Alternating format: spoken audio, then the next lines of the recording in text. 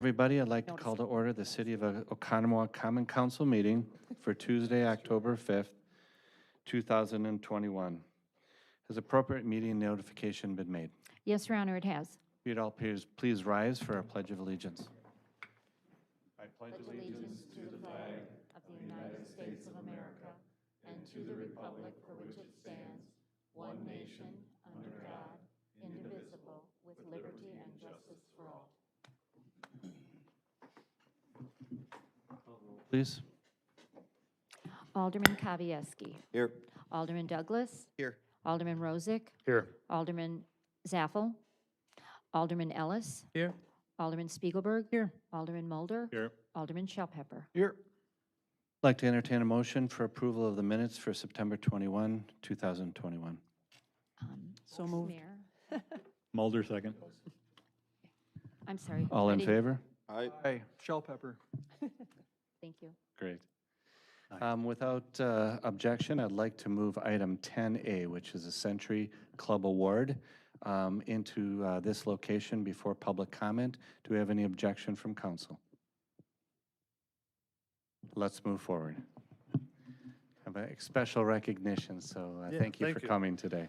Yeah, tonight the utilities are here to be recognized by the Ductile Iron Pipe Association. We're proudly entering their Century Club. We have Paul Hanson here from Ductile Iron Pipe Research. He'll explain what that means and present the award. Thank you. Paul? Welcome, sir. I'm Paul Hanson. I'm a regional director for the Ductile Iron Pipe Research Association, or we typically shorten to DIPRA. It's a little bit easier to write down. We are a nonprofit trade association that represents the folks that actually manufacture and sell iron pipe.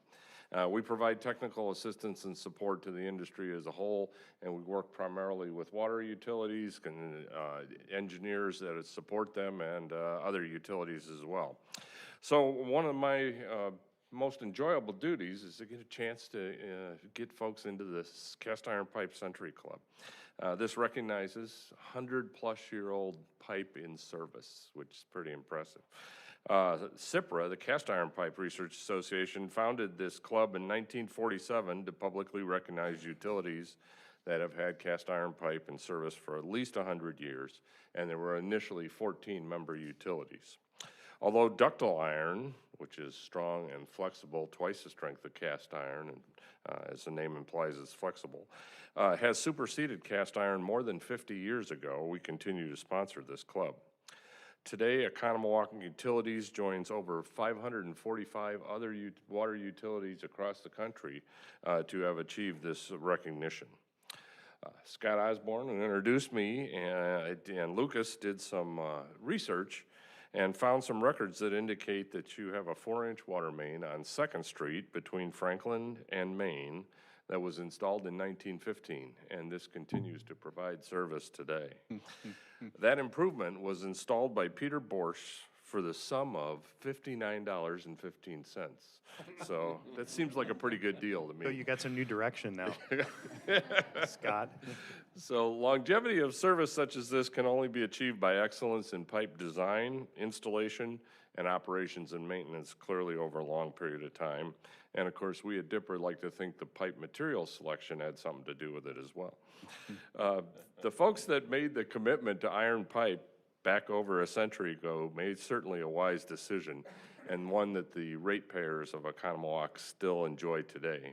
And we appreciate your continued adherence to these high standards. This presentation also allows us to recognize the daily commitment of the folks in your water department and your engineering professionals, both past and present, who have that commitment to provide their citizens with safe, plentiful, and reliable drinking water. Something we take for granted that we really shouldn't. Today, Oconomowoc Utilities joins 26 other water utilities in Wisconsin alone as a member of the Century Club. There are not too many things that provide us with a century or more of service, and it is my pleasure to welcome Oconomowoc Utilities to the Cast Iron Pipe Century Club. Thank you.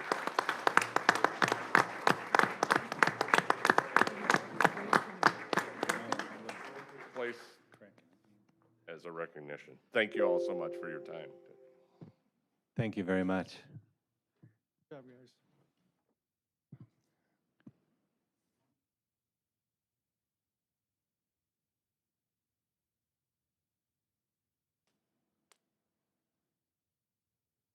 All right. Well done, everybody. Next up, I would like to have our clerk issue the ceremonial oath of office to our new alderman, Mr. Chris Douglas. Welcome aboard.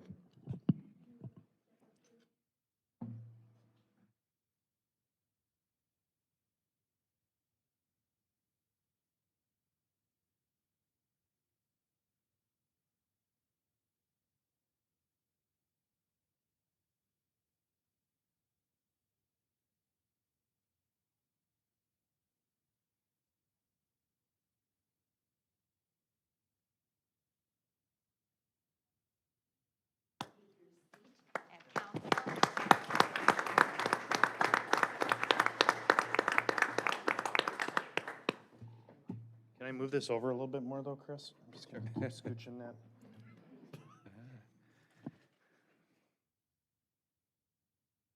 Now on to comments from citizens. We're going to go ahead and start with Sarah Ninman. When you come to the podium, please state your name and address. You have topics of public restrooms. Sarah Ninman, N64W37630 Woodcrest Drive in Oconomowoc. I'm here to talk today about the potential Village Green restroom situation. As the business district director, it's twofold for me to explain. One is on the event side, and then just being a part of the membership and hearing the stress of the businesses with no public restroom currently located close or near to the Village Green. From the event standpoint, just to give you guys an idea, running the beer gardens, running Fall Fest just during our summer months. As I was get porta potties that we bring in for events, we still will if there is a restroom on the Village Green. But just to give you guys an idea, if they did get delivered on Wednesday, dear God, or Thursday even, they were darn near full by the time we hit our event on Friday. So I learned that after the first one. And on the second one, we ordered more porta potties and had to have them serviced in between our event because they were so full from the event and prior to the event. And by the third one, I zip tied them because that is a huge cost to our organization to keep servicing them, not just for the use of our event. So we had to zip tie them and bring in additional handicap restrooms, which were about double the cost, and multiple handicap because we want to service that part of the community as well, clearly. But if we did have that on the Village Green from the event side, it would be a lot less expensive and a lot more helpful from the event side of that. From the businesses, the majority of the businesses that talk to me about this, that care about it, I'm sure you'll hear more from them today or their letters that have come in. Just the influx of people that we're seeing come downtown for anything and everything, which is so great for our downtown. But there is not, even walking around the lake, on the boardwalk, inclusive of adding Mullins in, that it does not have their own restroom. Just the pure use of our downtown is so great. But there is not a restroom, and those businesses that are close to the Village Green are feeling the overabundant use of theirs without it being their customers or people, but no one's standing outside with a gate closing that for them. So I'm just here representing those two situations. If there's any questions, I'm happy to answer them, but we're really voting for Village Green location of restrooms. Thank you. You're welcome. Jason Dvorak.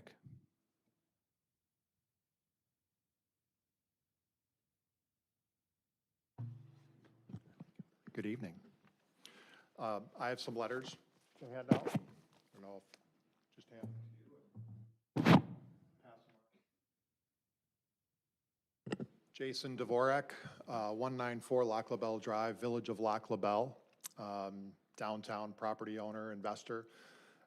So the letters you're seeing are from 7 different businesses downtown, echoing what Sarah Ninman just spoke about, the stress on their business, whether it's during the week or, of course, when there's an event. So I'm the owner of the 118 East Wisconsin Avenue building, former Lakers building, now the et cetera. I think we have a real opportunity on the west wall of that building to do a public-private partnership collaboration. We're looking at redoing that entire facade. It's quite blighted. So I'm looking forward to sinking my teeth into that one. So there's been some renderings done, but like I say, we'd like to do some type of a public-private partnership adjacent to the property. I think it'll blend right in with the Village Green. Our plan is to completely resurface the side of the building, awnings, new windows, a couple of bar height garage door windows, and really make it more conducive to the symbiotic relationship with the Village Green. So I know there's other options that are coming down the pipe, but as I like to say, good now, better than perfect never. And even if other options come down the road in the next 24, 36 months with other projects, as Sarah just said, we'll probably need those as well. So I think we have a great opportunity to partner here. Thank you. Thank you. Cheryl Kuhn?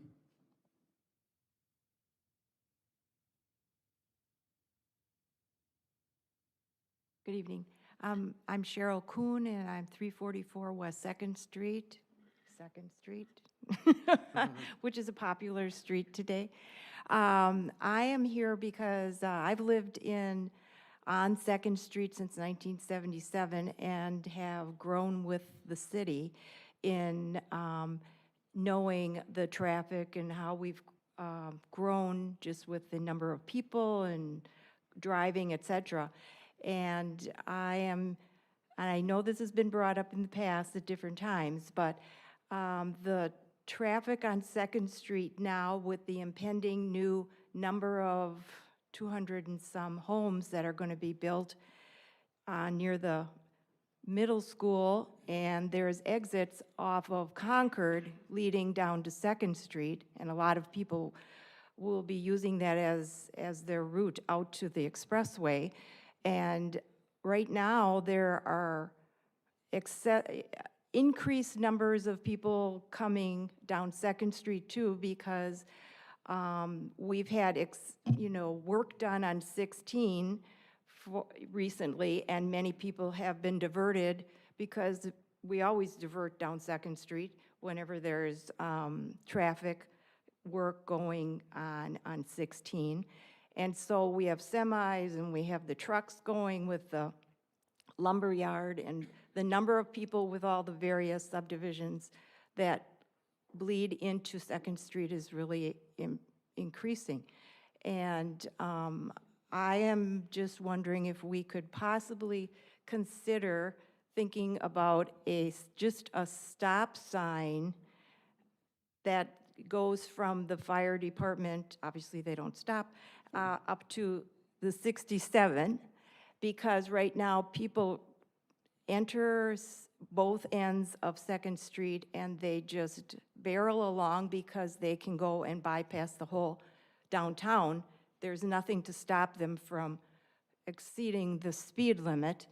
And I happen to have a broken wrist from trying to drive into my driveway.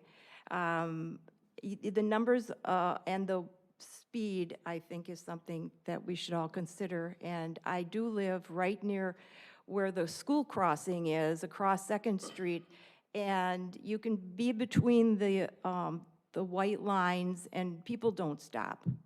They just keep going, and so there are children that cross that street to go to school, from school, and the general public. So I'm just bringing that up to reconsider that. Thank you very much. Tom Stray. I'm a little worried. The topic says lots, so that could mean a lot of different things. Oh, boy. Start the timer. Oh, boy. Wait, I want to do this. Mayor Nold? Oh, no, wrong guy.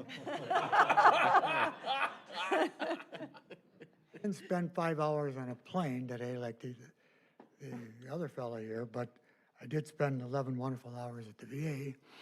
So I just got home just in time to say a couple of words. That's it, a couple of words. So, but anyway, the hot topic is bathrooms on Village Green. The city put a lot of money into that Village Green. Way too much that we should have gotten because there was a hiccup along the system somewhere Not gonna mention where that hiccup came from, but it cost a lot of cash that we have to pay off. I am a believer in maybe having some kind of restroom down there, but I would like to coordinate it with a skating rink, warming house of some sort. Because if you remember correctly, I remember back in many, many years ago when we were we had U.S. skating championships, we had Midwest championships, we had national championships. That was probably back in 1905 when I was watching that pipe being laid on Second Street. But they're on Second Street. You know, we do have a chair still here for you if you want to. Yeah. Yeah. So I was thinking about that. Now, it was brought to my attention with the, you haven't seen all the paperwork and whatever else for the new building going up over there at the Tidy's Bar and what I used to know it is, and German Bar. But I was under the understanding that there's a possibility that they would finance something like that on their property. So what I'm saying is that don't jump in right away with anyone, because the season is over basically for the Village Green. And that's a very main concern, because, you know, if they're going to pay for it, why do we have to pay for it as taxpayers? Okay? I finally made some sense? Yep. Oh, good. Well, then I'll get off the wall like I always am. Well, I'm So- looking for the other lots. Right.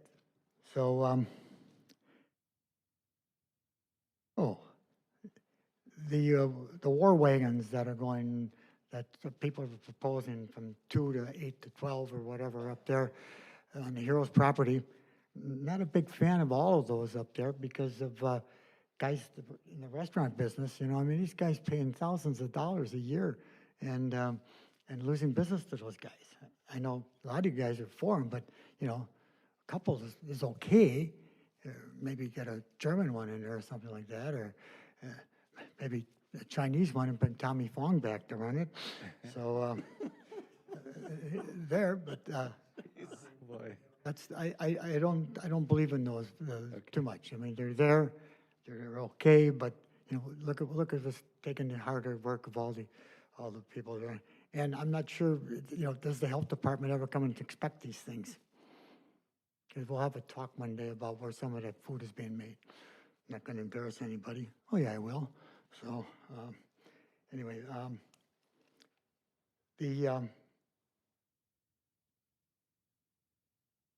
what else? Oh, we talked a couple of years back about putting arrows on Silver Lake Street and Summit Avenue, which is a bottleneck up there. I'd like to have you guys bring that one back up again because that's a mess. Has been a mess. I know Alderman Zorg had a design. I know we were talking about putting a roundabout there and that, but that's been a controversy for years. So I'd just like to bring that one open on a smart one.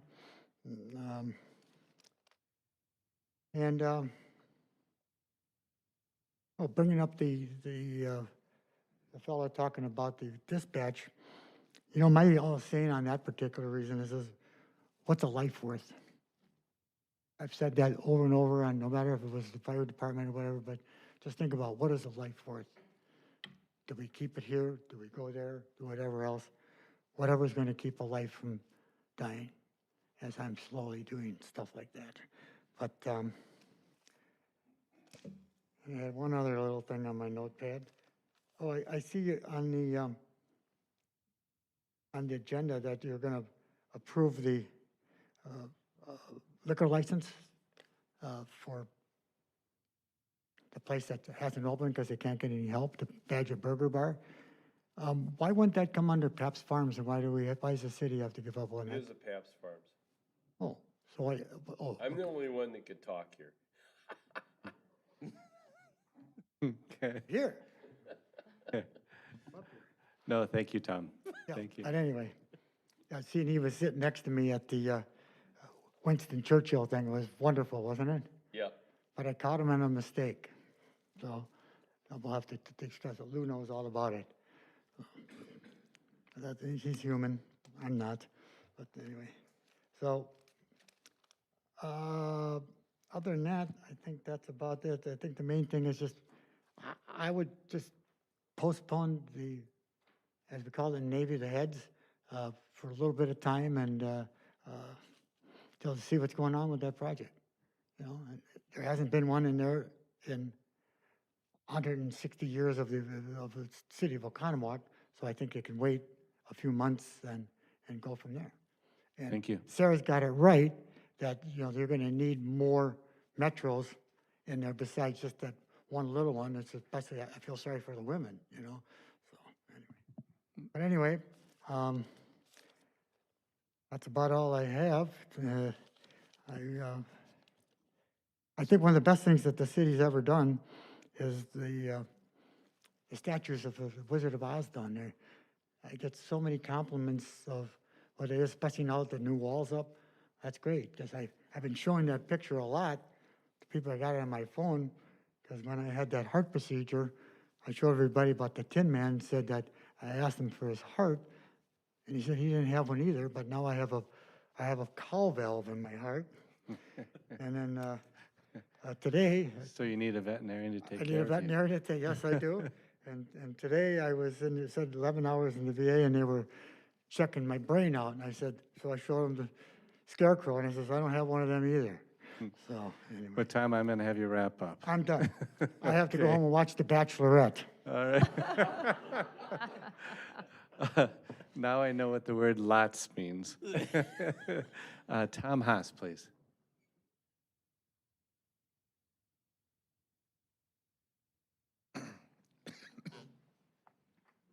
Good evening, everyone. My name is Tom Haas. I live at 938 Duchess Drive in Oconomowoc. A 30-year resident here. I guess the first thing I'll say is, and I've talked to a number of the aldermen here as well as the mayor on a subject that's kind of near and dear to my heart here, and that's the incomplete tunnel that we have located at Oconomowoc Parkway and Highway 67. I'm going to restate what I've said in a couple of emails I've written. And I don't think anyone here can disagree with it, that the number one priority for government is public safety. The number one priority for government is public safety. We have a tunnel that's about 80% complete. It's been sitting there for 5 or 6 years now. It needs to get done. And there's a lot of finger pointing going on between the various branches of government. I've seen the state in the form of Representative Dietrich give some comments about it's not the state's responsibility. I've seen Paul Farrell say that it is the state's responsibility because, in fact, it is a highway, Highway 67, which is a state highway. I've not heard any real strong rebuttal as to why that's not the case. So I guess I would just ask the city, the representatives here, including the mayor, to do what you can to get this done. I know that there's some funding sources that are still up in the air right now. There's some possible grants. I'm not sure where they stand. I don't know what transpired 5 or 6 years ago in terms of the money. So some clarity and some transparency on that would be helpful. I don't really want to blame anyone. All I really want to do is get that tunnel complete. I'm a bicyclist. The best way to ensure safety, I believe, is to segregate cars and bicycles. If you have them on the same roadway, if you force them to cross the highway, even with a walk, pushing a walk button, it's not enough. Vehicles are driven by people who are distracted. They're driving too fast for conditions. An accident will happen. There'll be more finger pointing when that happens. So I ask that you do what you can to get it moving, please. So thank you. Thank you very much. Do we have any other public comment? Let's move on to our presentation by Accurate Appraisal regarding the 2021 revaluation results. Thank you for your patience and sticking around. Absolutely. That's a hard act to follow that who just left. I'll try my best. My name is Jill Pritchard. I'm the statutory assessor for the city of Oconomowoc. This has been our first year contracted with Accurate. So I just wanted to give you guys a little overview of what happened this year and where we're standing. It has been 7 years since the last reval. You guys were aware of that. Last year's ratio for 2020, the residential was 80.19%. Commercial was 89.41%, with the overall total of 82.80, which was out of compliant for the state of Wisconsin. This year, the residentials increased 32.99%. Commercial increased 18.21%, with a total overall of 28.88%, bringing the community up to 99 to 100% where it should be for full market reval.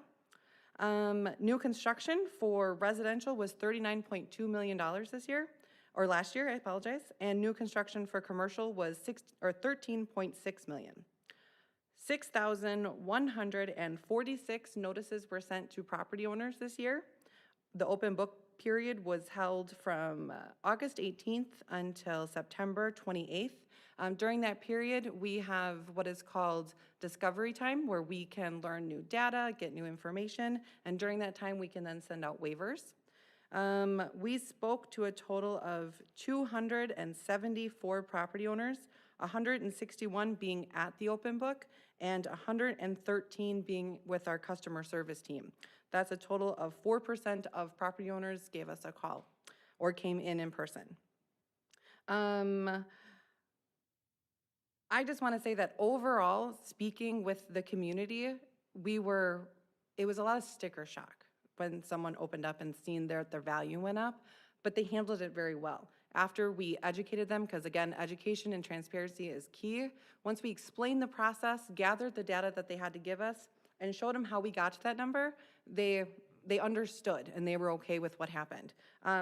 And a way that you can tell that is at the Board of Review, we had one case this year. One case and 0 walk-ins. That one case, the value did remain the same. It was not overturned. And we did have 2 waived to circuit court, which was commercial, which is pretty typical for a market reval year.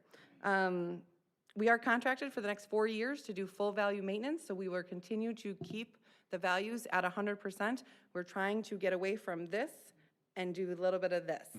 So as of January 1st, our public relations will reach out again to Diane and to Lori and see exactly how we can continue to educate and let people know that this is going to be happening and the times they can speak to us. I mean, anyone can call our office at any time, obviously, but again, education is key, and we're going to try to continue to get that word out on what's going on. Thank you. Any questions from council? Thank you for the report. Yeah, absolutely. The Alderman 4%, Spiegelberg. so you said approximately 4% who engaged with you? Yes. Is that a high percentage?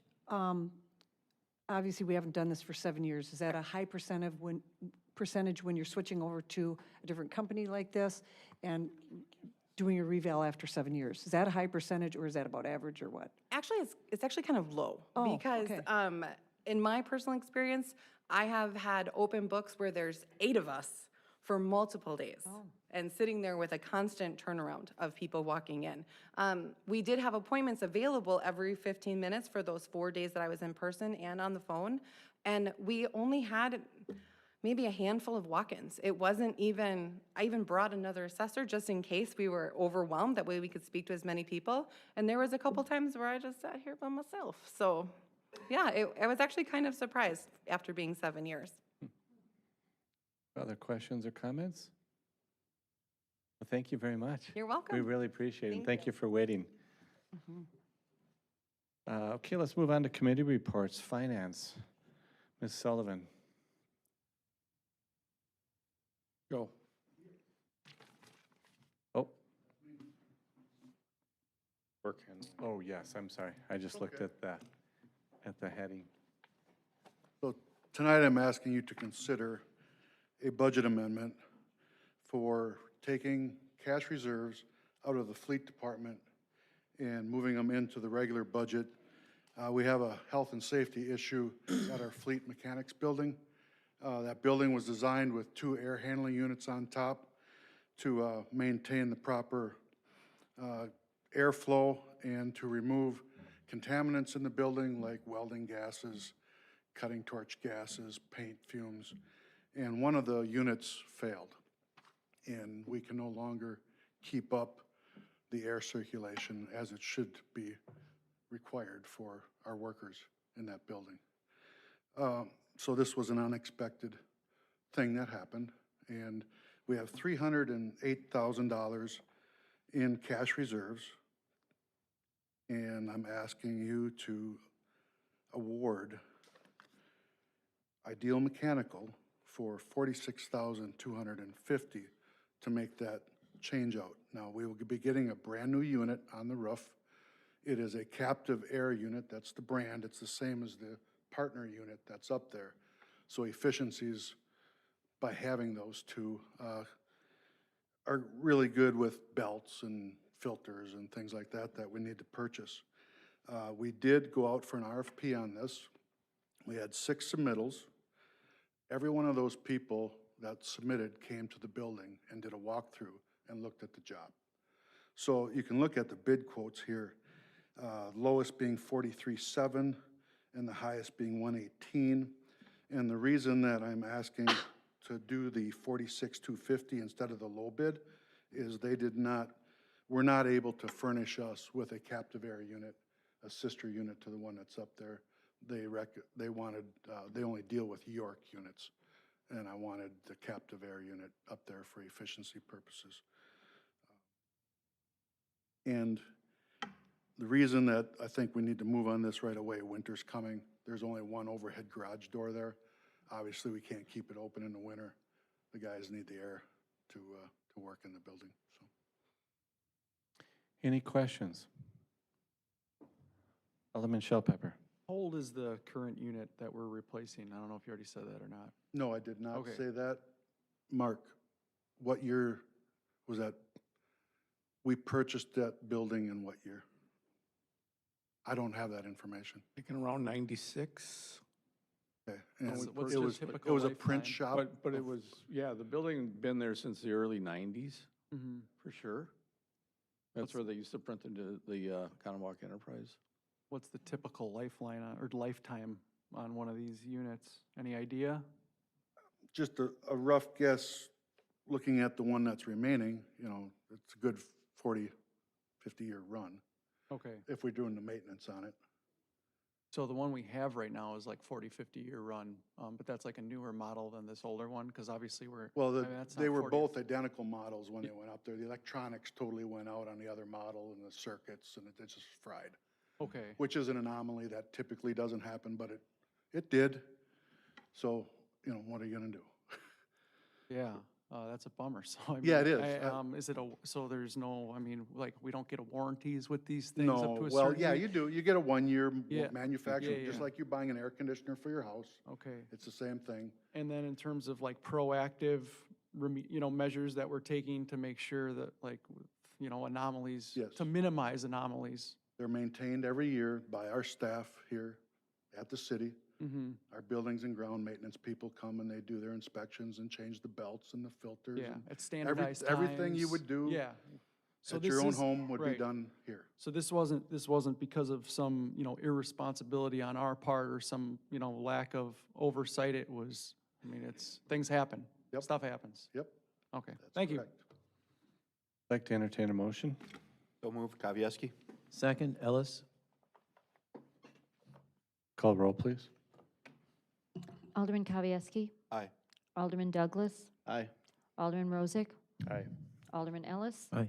Alderman Spiegelberg. Aye. Alderman Mulder. Aye. Alderman Shellpepper. Aye. On to protection and welfare, I'd like to entertain a motion to consider act on resolution 21-R2984, granting a new 2021 Class B intoxicating liquor fermented malt beverage to Perseverance Corporation, basically the Badger Burger Company. So moved, Ellis. Second. Spiegelberg. Any further discussion? Call roll, please. Alderman Kavieski. Aye. Alderman Douglas. Aye. Alderman Rozak. Aye. Alderman Ellis. Aye. Alderman Spiegelberg. Aye. Alderman Mulder. Aye. Alderman Shellpepper. Aye. On to public services, looking at approving a design for engineering of the 2022 streets and budget amendment. Mr. Fry. Thank you, sir. We followed our standard process. We put together an RFP, sent it out to a handful of firms. had some additional firms request it. We received 3 proposals. We low price by about $50,000. And so before coming here and recommending them tonight, I did reach out to the firm to make sure that we had a firm understanding of what was expected, because I don't want to go into a project and have someone say, wow, we missed that. So we're all on the same page, so we're recommending Clark Dietz. Their proposal was $143,000. $14,000 contingencies being request for the 10% for a total price of $157,531. As we went into our process a couple years ago, we allocated $50,000 in the capital budget in order to start street design work early. And that was an arbitrary number. We were looking at a couple things, but what made the big change this year was the Silver Lake and Summit intersection. We have the traffic signals there are deteriorating quickly, and we have some concerns, so we want to get in, improve that intersection, and get the new signals in there. So we will be aligning, for those of you familiar with the intersection, the north-south left turn lanes, we will be aligning them so that they're not offset, but we'll also have newer signals in there with left turn arrows, and it'll be able to detect when cars are at the intersection. So even though we're going to stay within the existing right-of-way, we're not going to look to purchase anything. We're going to markedly improve that intersection. So we're making the recommendation for Clark Dietz and approving the $107,000 budget amendment, which we're literally taking from one line in the budget from the maintenance section to the design section. Alderman Kavieski. I would like to start off by thanking you for bringing this forward. I think Tom Stray will be very happy and excited. That was my goal tonight, was having quickly. Tom Stray happy. Yeah, so. yeah, his powers are amazing. And I think the community will appreciate the fact that that intersection will be addressed. We had a committee meeting earlier. The vast improvement of the safety of that left turn lane alignment and left turn signal will be noted, I think, by everyone who uses that, and in the most efficient way. We talked about some of the additional options. Getting that 90% of the way done in a very cost-effective way, I think, is something worthwhile to note. That project and Bolson Drive, I think, are the two that I think are going to be welcomed by the summer of next year. So, thank you. Thank you. Alderman Rozak. I'm here long enough to remember when that was going to be at one point a roundabout. It was one of the options and it hadn't been decided. But we're back to staying a normal road there, right? But we're Correct. just fixing the turn lanes. It said you're going to have to do some land acquisition. You're not going to have to No. rip down any houses or anything. No, we're not doing any land acquisition for this. That was, Okay, well, it says no. it in here, land acquisition will need to be determined and not necessarily the acquisition of entire parcels, but you're just grabbing sections? right, well, our RFP went out telling them that, you know, we were looking to really stay within the right of way. And you still that we think had you can no be. intention of buying entire parcels. So, so one of the things we did, we had reached out to a traffic engineering design firm and had them provide a preliminary layout, which was then sent out to the people that had the proposals, so that we were having them all submit their costs based on one design. Okay, thanks. Yep. Any further comments from Mr. Fry? Entertain a motion. So moved, Kavieski. Second, Ellis. Any further discussion? Call roll, please. Thank you. Alderman Kavieski. Aye. Alderman Douglas. Aye. Alderman Rozak. Aye. Alderman Ellis. Aye. Alderman Spiegelberg. Aye. Alderman Mulder. Aye. Alderman Shell Pepper. Aye. Thank you. On to new business. Mr. Hepner, consider act on Village Green restrooms location and RFP for design and engineering. Good evening. I got this. No, I'm not going there yet. I have the sexy topic of talking about restrooms at the Village Green. I want to give you a real brief history, kind of how we got to this point, and then carry on through it. $300,000 of park impact fees were originally budgeted for a pavilion restroom facility in Village Green in 2015. The city has continued to carry over those funds each year. There was an ad hoc committee formed of stakeholders from the community and downtown and they met in 2018 to start the discussion. The original location was picked as the north section of the Village Green, but there was some negative feedback based on we just taken buildings down. We want to add buildings back to it to block the view of Fowler Lake. Then fast forward, I came in 2019, and we met with the same group, the stakeholders, and we added 2 new options to it. One was the Fowler Lake boat launch area, because as Tom Stray, the famous Tom Stray mentioned, a warming shelter for ice skating was part of that discussion. And then also talking about the back end of the city hall, which is the garage area, based on where the police department was going. The committee then, fast forward to this August, met again. Some of them have dropped off the committee. It's certainly over a 3-year period, things change. With a new ownership change at 118 East Wisconsin, there's been some new options added, and that included the west side of that building and also the north side of that building. So basically, the city owns or controls 5 different options. After much discussion of the committee, they certainly mentioned that public restrooms were very important in downtown, but really didn't come up with a consensus, and they said we should wait 6 months to see if other development or options would come forward.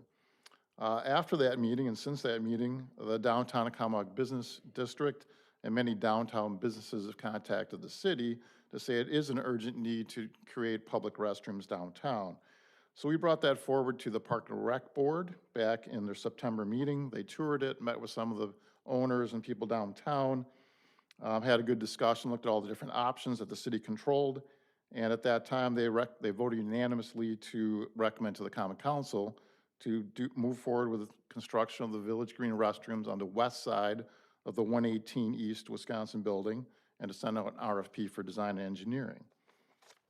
The reason they chose that, so of the 5 options the city controlled, the location was recommended because it's easiest and safest access for pedestrians from the boardwalk, East Wisconsin Avenue, and the Village Green, the proximity to the many activities and events that happen at the Village Green, and the shorter distance for utility connections than most of the options.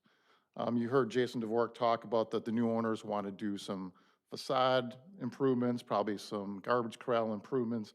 They do want to work with the city on this project. If we move forward with an RFP, we're looking at a sizing of these restrooms would have to be decided. We're probably talking 3 to 5 toilet fixtures per gender. This would accommodate day-to-day operations, would accommodate small and maybe medium-sized events, certainly not large events. So for beer gardens or those kind of things, they're still gonna have to bring in some porta potties, but this really takes care of the day-to-day needs downtown. The attached rendering that I put in there was really just to provide an approximate site location. So tonight I wanted to bring that forward. That was the Park and Recreation Board's recommendation to bring to you.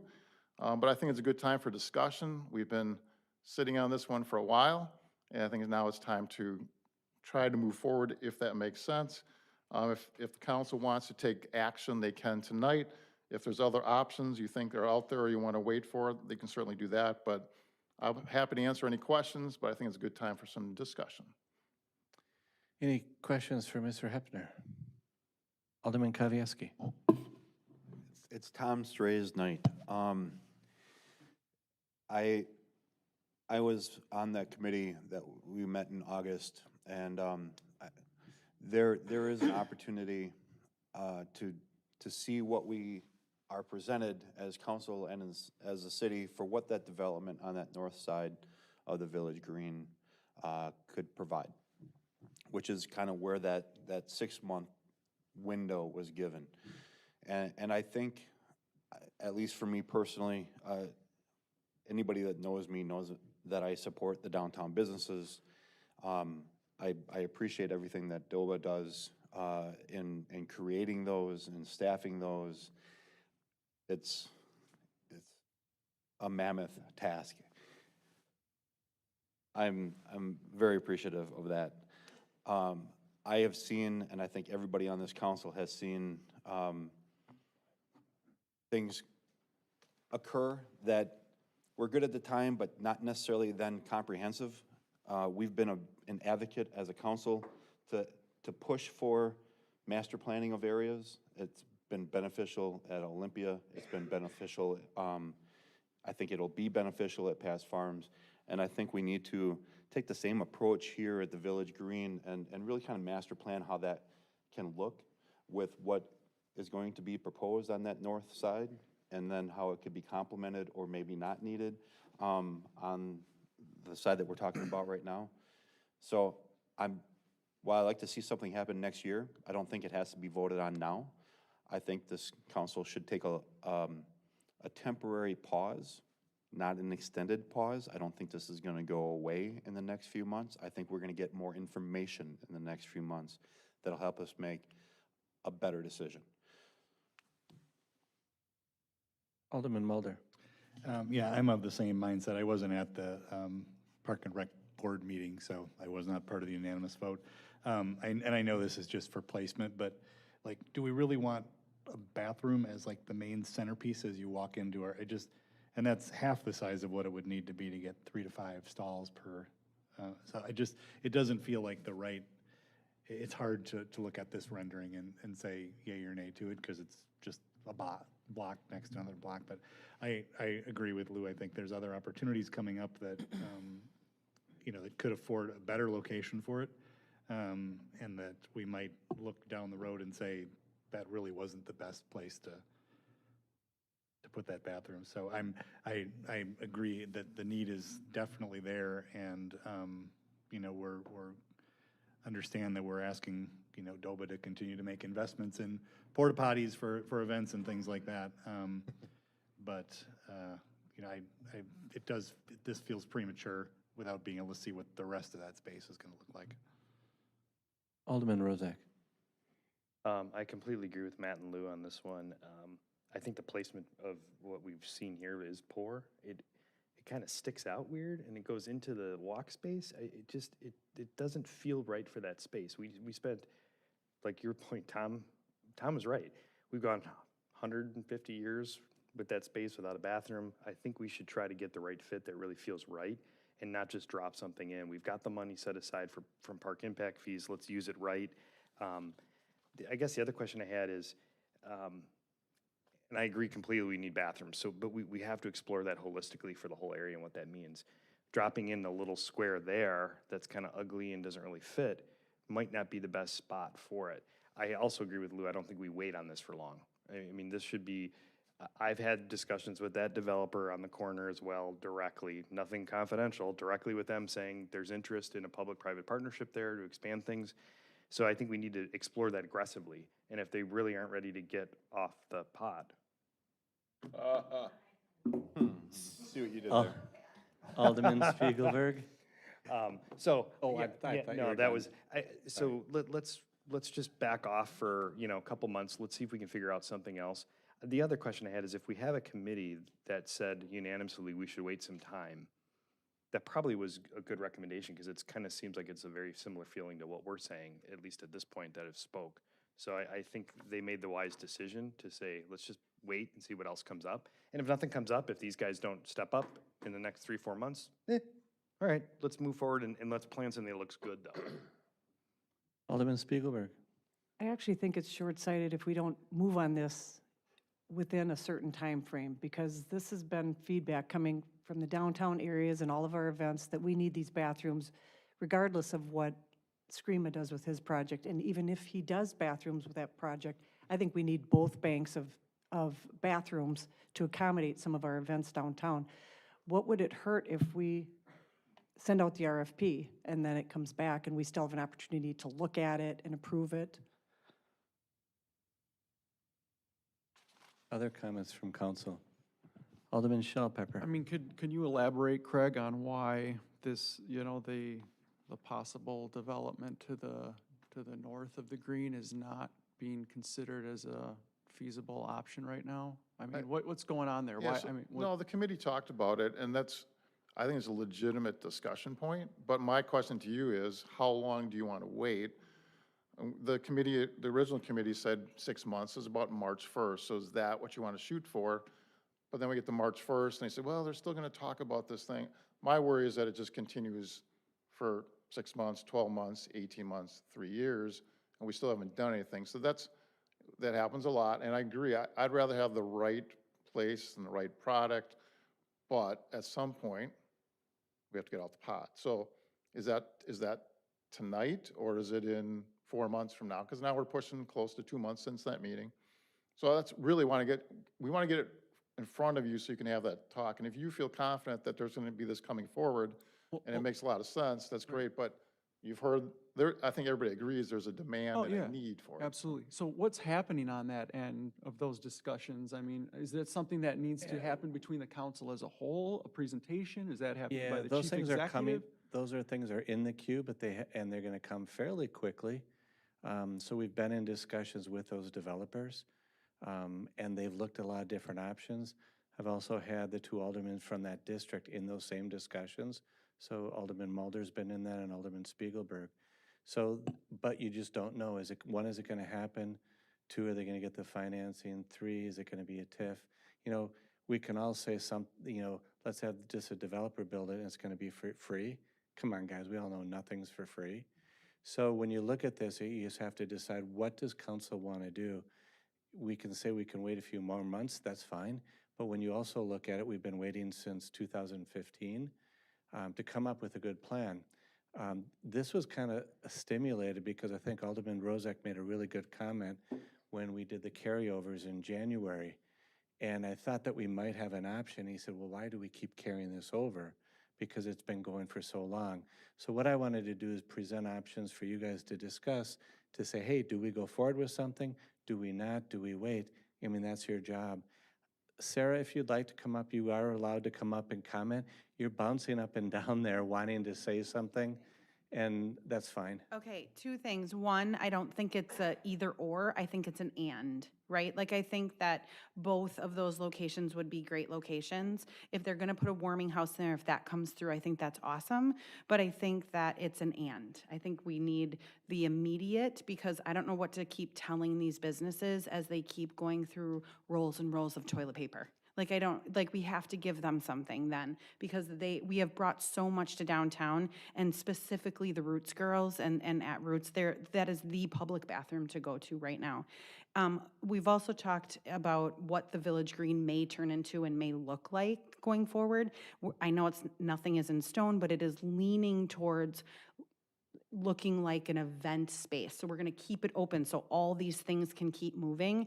And I don't know how many other places we're gonna be able to put a restroom other than where we're talking about. If we're gonna keep that more open and we're not putting a pavilion and we're not putting what I would love to have as a beer garden station up there, if we're not gonna do that and it's more movable space, then I don't know how many more options we have. And if we have a business owner property owner that's willing to work with us, we have the funds.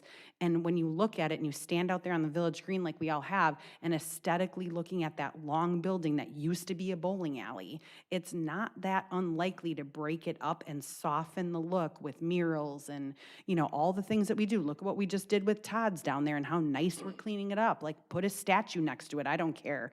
But I don't think it's let's wait and see if Scream as development is going to allow us. If there's a warming house and something cool in there, I think that's awesome, but they're going to need those restrooms. I think 3 or 4 toilets in one is not even enough. It'll help, but it's not enough. And I'm not talking about the events. I'm just talking about the daily use of. If you add another entity into feeding the kayaks and feeding the lake, you're going to need that anyways. So I definitely think it's an and. You have a question, Matt, for her? Yeah, I I'm mean, sorry. but Sarah, no matter what, even if we put this in with a few stalls, right? Mm-hmm. For any of the major events. Absolutely. You need to put in porta potties anyway. Absolutely. So If I can eliminate maybe the handicap ones, because I already have handicap accessible, that's great, but beer well, gardens, Fall right. Fest. If we put this in, it would be handicap accessible, so that would help you. But Yep. if for any large event, Yep. you're gonna need to do porta potties anyway. So it's not like we're eliminating porta No. potties right now with this. No. And I think project. some of the talks that we've talked about with Lou and with Paige at the city, like, there's levels of events, small, medium, and large, that's gonna require, like, hey, you wanna do yoga on the green? There's a bathroom there. That's fine. You wanna do a beer garden? You need this many. You wanna do Fall Fest? Definitely You need this need many. porta potties for beer Yes. garden. Yes. Right. So, Yes. I mean, True. so to the mayor's point, I don't want to carry it over. I think there was probably, this probably got lost in the shuffle at some point with previous administrations and previous administrators, and it just kind of got pushed to the side, or there was no political motivation. I Like think a what you're hearing- tunnel. What's that? Like the tunnel. Yeah, I mean, I agree. I think, there's just things that just got abandoned and not looked at. So I think what you're hearing from the council is that we're very engaged and we want something really to look good there and fit. And if there's some stuff coming down in the next few months, Tom was right. We're kind of out of the season anyway. And if we get something going in early spring, and this is the thing we want, is the box on the corner, okay. But let's see if there's some other better options, and let's actively explore that. And if nothing comes to it in the next 2, 3, 4 months, then we move ahead, and get the RFP out and start going. They're gonna bid on that RFP anyway, and probably, if we do this in the next 3 or 4 months, December, January, for next year, for late spring, summer, we're in the fine timeline right now, so I say Lou? we wait. And, again, whether, depending upon what happens to the north, something will happen, right? If that includes bathrooms, if it includes a warming house, we don't know. But if it doesn't include a warming house and the bathrooms are best suited here, maybe there's a warming house adjacent to that. So I think we just need to master plan that space contiguously and see really what's real, what's not real. It would be one thing if there wasn't a developer already engaged, already telling us that this stuff is coming in. It makes sounds, sense. to me, it sounds like it's getting kicked down the road a little bit, and A that the little. urgency, I'm just wanting to stress the urgency for the businesses, and how many more times are we gonna keep telling them we're gonna keep thinking about it? And I just don't think that that's doable. I don't think that there's that much more space to put this if we're gonna keep the Village Green open. I think 120 days is identifying that there's urgency to it, right? It's Yeah. not, hey, in a year or two, we'll figure it out. Yeah, we don't wanna do that. It wasn't that, and it wasn't that through the committee. It was, that committee met a couple of months ago. For 6 months, there's 4 months left on that. We have stuff coming through. I do want you to convey to your members that this council, from what I'm hearing, understands that this is urgent, and that it is not gonna be kicked down, that can kick down the street for an indefinite period of time. We just want to see what's coming and do what's right for the community and that space as a whole, and move it forward. Alderman Shellpepper. What's the tangible deliverable then that we're looking for, that we're expecting in the next 4 months or whatever that I keep hearing? I mean, what are we expecting to receive that will give us this better vision? Particularly, do you guys have any Yeah, idea? doing a big master plan and all these components is the right approach. I don't think it's as prevalent here and as valuable here, because when you look at what the area that's going to be developed, our goal is hopefully we start to see plans, hopefully before the end of the year, of what that potential development could be. But you also have to understand, how long is it going to take to build it? Can they build it? Can they receive the funding? Whenever somebody's going to give you, as we all know, bathrooms or a warming hut, that usually means a TIF or a TID. And if we're doing it, all this stuff still costs us money. So the question is, if the council wants to wait a few months, and hopefully we'll have a plan to look at, from what I've seen so far, I don't think it'll make any difference. But if that's where your comfort level is, you're the governing body, you have to do that. I think kicking the can down the road, this has been since 2015. I keep finding these things. And so what I just want to do is surface them, have you guys decide as a council on how you want to move forward with it. And when you decide, then we just move forward. But it doesn't just sit on the balance or on the budget as something we keep carrying forward, because that just doesn't seem to make sense to me. It should be completely redone and should go off of the budget if that's a direction that you want to take it. But again, it's your decision, Lou. Again, to the point of kicking it down the road or finding things that weren't around, this was definitely something that we knew about back in 2018, which is why we were addressing it back in 2018. Obviously, 2020 is kind of a sweep off the calendar. We had some traction in 2019 on a direction. So I just don't want the public to think that this is newly found or newly thought of or addressed. The time is right. It needs to happen, and it needs to happen relatively soon. But I think this body has done a great job looking for those master plans, spending the money wisely, trying to get the best bang for the buck in a fully developed approach. And you got my commitment as a representative of District 2, as a supporter of the downtown businesses, that if within the next 4 months, nothing comes forward, let's do it. Within the next 4 months, the information that comes forward still leads us down that path, let's do it. But let's do it comprehensively, let's do it right. After that 4 months, what is the process for then? How long does it take to get everything that you guys need together? Like, if you're waiting the 4 months, like, personally, I agree with the mayor that there's not gonna be that much different information with you in the next 4 months than you have currently, but what is the process then if we wait the time for everybody to feel comfortable with it and then the trigger gets pulled? What does that look like in your experience that you guys have had? It all depends upon how quickly they want to move, and that's really up to council. And it could be, we could maybe build later in 2022. That might be more difficult if it takes 4 to 6 months. It could have to go into the next cycle. So it really depends on what these guys want to do. I can, Yeah, go if ahead. you want. So if you're looking at following the process that Craig was talking about, getting the approval to start the RFP, to hire the engineers to design this, and then you go out to bid. So you're roughly 2 months to do the RFP and get that approved. You're now another month and a half, 2 months to have them do the design work, and you're another 2 months for them to get it out to bid, because by our requirements, it's a solid 3 weeks in just the bidding process, and then you have to get it onto the agenda. So if you wanted something there for next season, you would need to really be starting this process now. Now, the potential development, that could be up to a year, for them to go through and get everything in line for their approvals before you would know that that was there. And that's just based on, things that we've seen come through when you start looking at, they have to go through everything. But the other thing too is, do we know if they're gonna be able to build it? So there's still that question out there. There's a reason why that's a park and not 5-story condos down there. So just things to keep in mind. Alderman Mulder? so- So then I'll come back, so I'll have you next, Chaz. Sarah, I think it's a good point about the and. I do think it's 2 years plus before there'd be public restrooms if we went public-private. Just guessing, we're probably talking summer 2024 before anybody's flushing. Jason left, but rumors around town that he wants to put in garage door kind of there. So that eats up the rest of that wall down to where the stairs are, whether the stairs come in or out. I still think the footprint of what you have right there is half of what it's going to be. So all I see is one giant wart on the side of that building eating up a bunch of our now unplanned remainder of the village green, which wasn't done right the first time.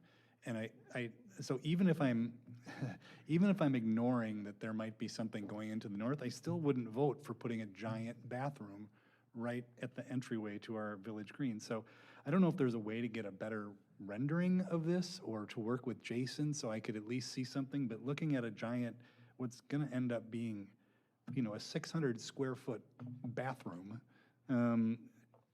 pushed into this little space, it just doesn't feel like. I think it looks worse on paper than it does when you're standing down there. There's a giant tree, and this is really Jason's department, not mine, but I was at the meeting, I've been with them. There is a giant tree that seems to be too close to the building anyways, that would need to come down. The mulch bed kind of comes out, so it would look, not like a giant wart, in my opinion. Maybe in yours, we all have different opinions Depends on the what warts. the Yeah, mural is. I right. mean, it could be a mural of a wart, and then it would look like a True. giant wart. I think that it would, I just don't know where, if that would be the case, I would be interested to see where everybody else would then put it. Because it was talked about behind, but that's the utilities is harder to get back there, from my understanding. So if that would be the council's decision that it's not the greatest location, where would the other location I then would love to be? see it behind it. I mean, that seems more natural to me, to tuck it out of the way. There was a plan, I thought, that showed that. Well, there was a plan to put it on the north side of Lakers Building, where the dumpster is, and extend it. It's a little more expensive because of the utilities. And when people were walking around looking at it, what they didn't like was that it was taken away from the openness and the view of the lake and that whole area. So it was actually more obstructive from a view standpoint. I mean, I'm down on the Village Green doing this kind of stuff. I'm an aesthetics person, so I do hear what you're saying, because we kind of all looked at that. But I do think that the length of that building, having that jut out, and then the softening of that we could hide it versus a structure on the middle of the Village Green. Because I don't see where else we would be able to put bathrooms.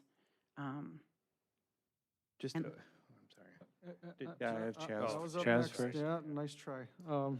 Actually, this is a question for you and Lou anyways, though. What are you guys looking to see from the design or conceptual plans, in 4 months that would, convince you, like, what would they offer? Like, that goes back to my question in terms of tangible, objective, what are they gonna give us or show us that is gonna be like, oh, that's a place we can do it? Yeah, what I heard from the mayor say, and I mean, he can correct me if I'm wrong, was that, there's something coming forward with some ideas or some plans for the building, the redesign, the redevelopment, that includes connections with the boardwalk around. There's a bunch of other things that have been proposed.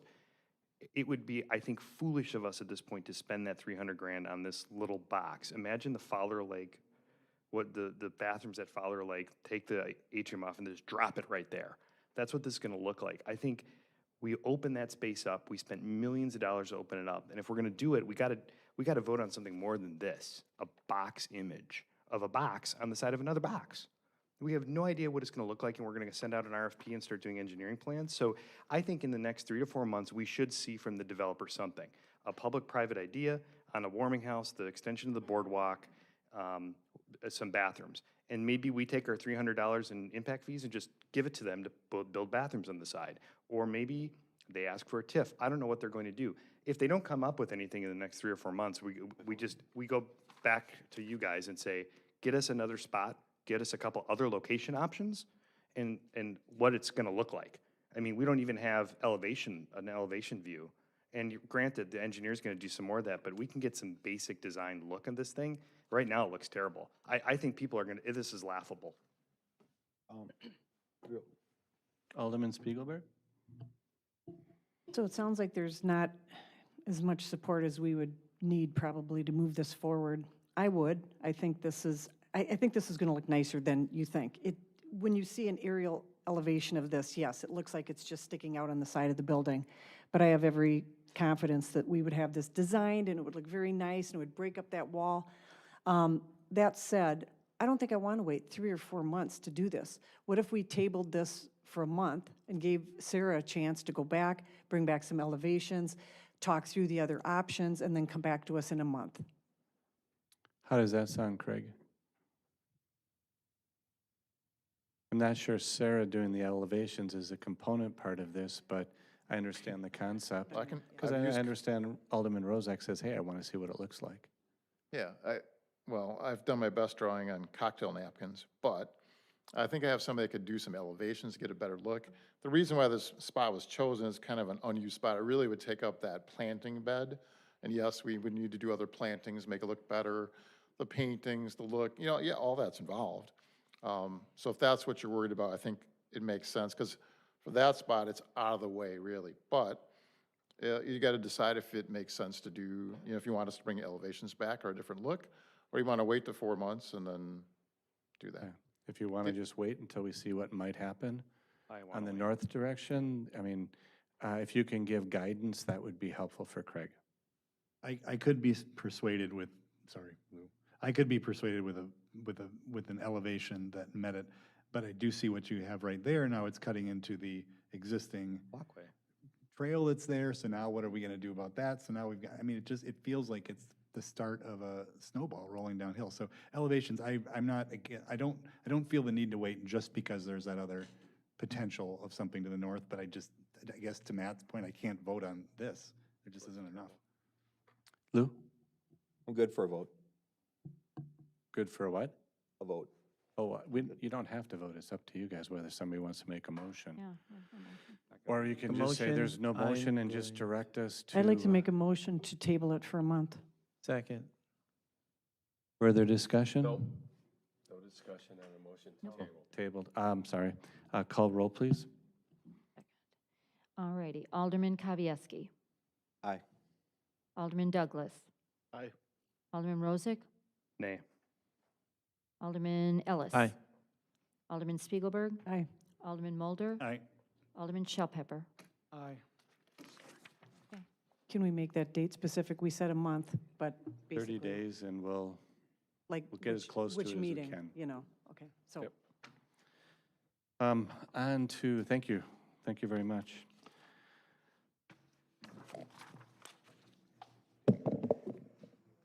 Presentation discussion on redistricting and boundaries of the aldermanic districts. So this is an informative presentation that our city clerk and Mr. Gallo have worked on. So Jason, it's all yours.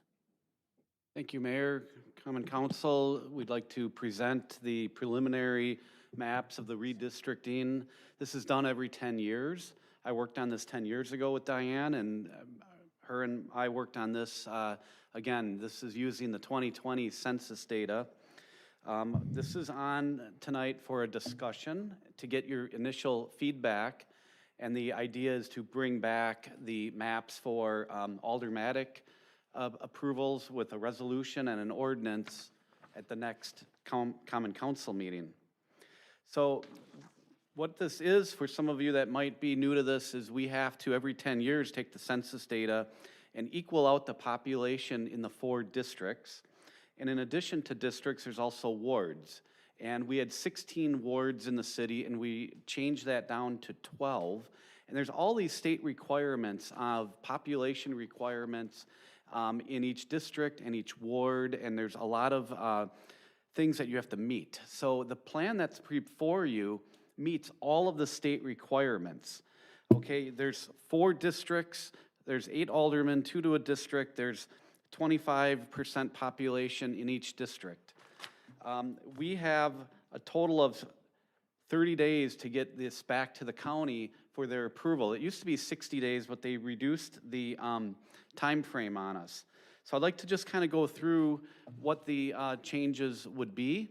And it's a little bit clear on your maps that we made copies of and provided to you. But in 2010, we had kind of 4 quadrants.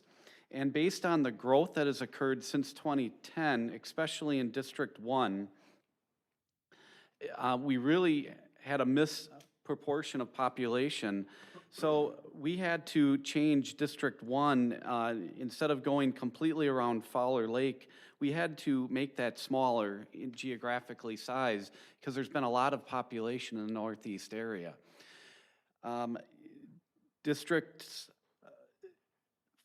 2 is pretty much landlocked. It's not growing much, so we took the stuff from District 1 and we put it into 2. 3 and 4 primarily stayed the same. That was one of my objectives, was to keep this as consistent as it is today. Okay, a lot of you do campaigning, you go door to door, you know your neighborhoods. I wanted to keep it very consistent. So the biggest thing that happened was really changing the locations. Now on this slide here on your screen, it shows the zoomed in area of what was changed from 2010 to 2020. And you can see that there was a lot of homes had to be taken out of 1 and put into both 2 and 4 there. So 3. 3. So we have Sherman Avenue is now the new highest up there. So District 2 wraps all the way around. And then 3, we had to grab in some subdivisions to the north there, Thoreau's Golden View Estates. I wanted to just share with you what the population and the percentages now look like under the scenario that you currently have. District 1 would be 4,400 at 24.1%. We're thinking that District 1 is going to continue to grow. District 2 is the largest of the group because that's mostly landlocked. There's a little bit more room in Weston Meadows to grow, but we're at 4,680 people. And then we have District 3 and 4, which is right around the 4,500 mark at 24.9, almost directly on. We have a population of 18,203, and with that number, we have a target number in each district of 4,551. So this puts us, we have to be real close percentage-wise to have equal amount of representation for each alderman. So now I know that you may have a lot of questions. I'd like to bring back the ordinance, the map, and the resolutions to remove the wards to you at the next meeting. I know a lot of other communities are currently working on this, so I'd like to take any feedback that you have. And council, this was done as fast as we could based on how it was brought to us. So Jason and Diane have worked very, very hard at this. So it's, if they could have given it to you in earlier time, I know they would have. Comment? Yeah, this is driven statutorily. And it also, I mean, it's a terrible, terrible, process in that you have to match the areas to census blocks that are set up by the federal government. And so it's really, really hard, to make it all fit. So statutorily, this fits. There's not a lot of room to maneuver, quite frankly. And if you want to tweak it, it's gonna, it's pretty much take it or leave it, quite honestly. Because maybe you've heard about the city of Milwaukee in terms of what they're doing. They blew it all off. Yeah, you can direct staff to do something else, but quite frankly, it's all statutorily set up, and they did a good job in putting it together that meets the statutory requirements. So open for council for questions for Mr. Gallo or for our clerk, Diane Conan. Oh, Alderman Shellpepper. Why is the isthmus segregated? I mean, how come, if you guys are gonna change things, why don't you make that consistent? Put in, take out another street or two on one of these northern boundaries of the, District 1 line that's hitting District 2 right now. That stands out to me as being odd. Diane Cohen and myself attended a session with all the clerks, and there was planners there at Waukesha County back in August, and they kind of went through some of the general principles. Some of it was the first timers doing this. That question came up, and it's a region thing. You want to keep people of like interests or like regions in the same district. So That's what you're not doing. No, 2010 was the same way. All the people of Fowler Lake were, in the same, they have the same interest, like if it's lake cutting the weeds and this and that. So you keep the same people with the same interests, so you have representation of the same. And then District 2 is mostly all LaBelle then. If I would change the isthmus to District 1 over here, that would be, then there'd be people on LaBelle, over here. But you're putting people on Fowler right now that used to be in 1 that are now in 2. So you're Well, a lot of this is- contradicting the same principle you're saying you're Not really, proposing. because the downtown is mostly, here, I think I can go to the next slide. I and mean, zoom. I've lived in this city basically my whole life. This I is mean, all I've the- moved around a little bit, but I think the people on the isthmus in general share more like, in terms of their outlook on the city, than based on their lake location. Well, if you look at this map, this is all commercial down here, that's no population, this is the cemetery. I'm not talking about the commercial area, I'm talking about the residential to the north of that. There's a little bit of residential here, and then this is Fowler Park, and this is all in the blue area. So I tried keeping as much residential blue as possible there. Yeah, there is a few people on Pleasant Street and up here on Oakwood Avenue. But you're right, if I needed more population in 2, and up here off the President's Streets, Madison, Wilson, Washington, if you click that as a census block, that's a big number, and that's kind of what I was looking for. So I certainly, it's hard. If you take some of that away, then you got to put it somewhere else. Diane? I would just like to add, to help maybe understand a little. When you're doing, when you click on a parcel, it will pull up a census block. So you might say, well, why can't we just take 3 or 4 of these parcels out of this little area and put it somewhere else? Because it'll highlight whatever that census block is. So when you click on the Fowler Lake, it will give, what that blue that we're showing there now, that's what it gives us. That's 1 block. And the block is determined by streets. So if you look at, Main Street, one side of the street will be in that block, The other side may not be. In this instance, when you're asking about the isthmus, when we click on those, they're not in the same census block. So they give us the natural border or boundary. And could we grab the other side and put it in? We could, but what happens is, again, you're shifting population numbers, and that whole block might take you, the isthmus could, and I'm not sure right now because I don't have the program in front of me, but it could take you all the way down to the maybe Wisconsin Avenue or the railroad track area. So it may grab a whole lot more than we can put in the district, you know, and put us way over that 25%.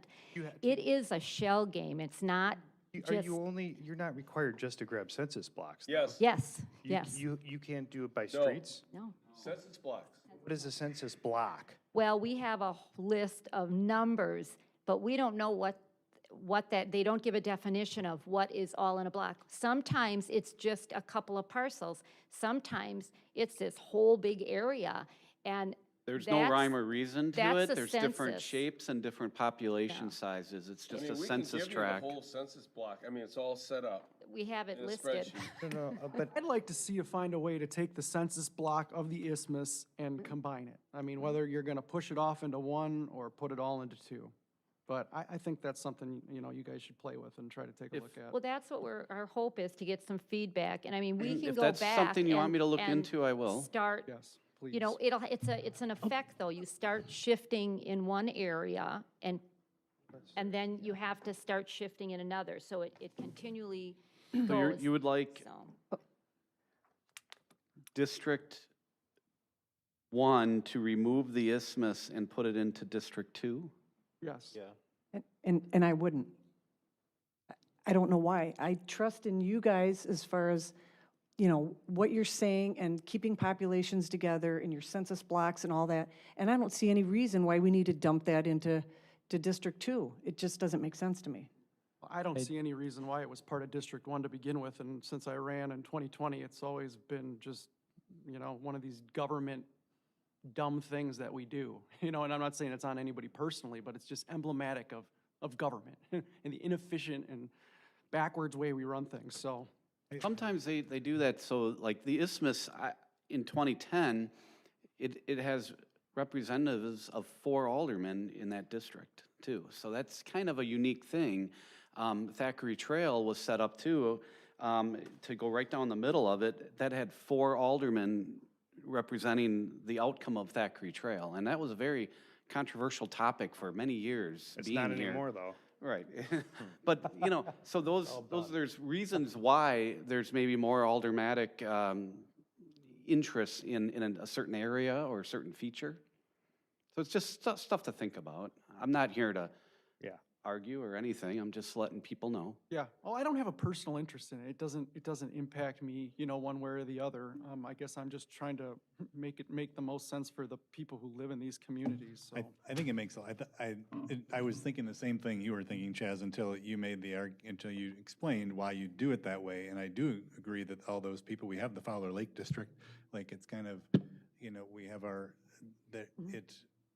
the people do have a vested interest in that lake, even though they may think of themselves as part of LaBelle. When something goes in Fowler Lake, that's the voting population that's going to care now together. So I guess I don't really care either way, but I don't think it's illogical the way it's set up. It makes sense what you're saying. Well, that was actually, I'm sorry. Go ahead. Yeah, that was one of the areas when I first got the map today circled as well. The concept of keeping Fowler Lake together is now, with this new map, done. It's kaput. Fowler Lake now has split representation, so it doesn't matter who goes where. My concern with the maps is for my district, I don't know why we don't get Thackeray Trail together in one district. He literally lives like 3 blocks away from Thackeray Trail, and it's got different aldermen.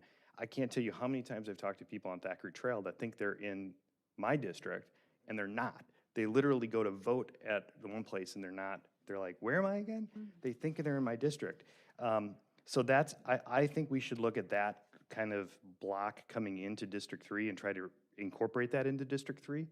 I don't like, we moved away from the map that seemed more like there was a central focus and then it moved out, and it seemed to make more sense. I'm not saying you guys did a bad job by any means. And I understand some of your constraints, but I don't like how the green now wraps around. It creates confusion, I think, for voters where they're going. The pink line up into Thurl Drive that now juts kind of way into that space seems odd to me. And I think if we move some areas around, I know that may affect some of the aldermen's locations, but I think to make the districts more cohesive and less fingers going into it, the Well, Matt, better. can I talk about your comment number one is the green going up into District 1? Right. District 1, we need to get rid of some housing, some population, okay? And you can't go anywhere else because it's surrounded by the town of Oconomowoc. So I could, District 1 is pretty much set, but you know, the green area could become pink and then I could lose some pink somewhere else. I don't understand. I need, District 1 has to shrink, okay? It has to. I understand that. So I don't know what else to do. Well, here, look, you guys figure We'll work on it some Yeah, more. I It just- takes Just time. work on it. What I'd like to. Time. No, we have some The time to next work meeting is, on we're it. gonna bring this forward. Yeah. Thackeray But Trail, I though, don't I know what we'll do. can, you know, I could change that. There's the high school and the hospital there that has 0 population. So those are some big, I could try to square that off, but there's actually very little population On that on the section. north side of Thackeray Trail. Yeah, there's only, 30 houses maybe on that So side. I could grab that census block and Mm-hmm. see what that looks like, if that's, in you know, if the alderman agrees. Here's with the it. here's I the think you reality. have some ideas on what they'd Right. like you to look at. Right. The challenging part, folks, is that we've got to allow them to kind of look to see if they can come up with something better. And we have to actually vote on it for sure the 19th. We have no choice. Yeah, I mean, what I think, I guess what I'd like to see is just a few options,